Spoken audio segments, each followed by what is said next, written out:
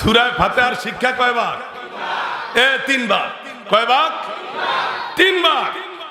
আকাইদ, তাসাউফ, ফিকহ। আলহামদু থেকে মালিক ইয়াউমিদ্দিন পর্যন্ত আকায়েদ বা ঈমানের মাসলা বর্ণনা। ইয়াকা না'বুদু ওয়া ইয়াকা নাস্তাঈন এই আয়াতের ভিতরে ইলমে কলব, ইলমে তাসাউফের বর্ণনা। ইহদিনাস সিরাতাল মুস্তাকিম থেকে ওয়ালাদ দাল্লিন পর্যন্ত কোন মাসলা? দেহ সম্পর্কীয় মাসালা, ফিকহের মাসালা বর্ণনা। এবং সাথে সাথে এই যে তিন ভাগ শিখতে একজন উসিলা যে লাগবে, কি কারণ সে শিক্ষা সূরা ফাতিহার মধ্যে আছে কিনা? কি উস্তাদ দ্বারা? হ্যাঁ লাগবে। সিরাতাল্লাযীনা আন'আমতা আলাইহিম, আল্লাহ ওই সমস্ত লোকদের পথে চালাও যারা যুগে যুগে তোমার তরফ থেকে নিয়ামত প্রাপ্ত হয়েছে। কি প্রাপ্ত? নিয়ামত প্রাপ্ত কারা? এক নম্বরে নবী পয়গম্বর। নবী পয়গম্বরদের পরে কারা? আল উলামাউ ওয়ারাসাতুল আম্বিয়া।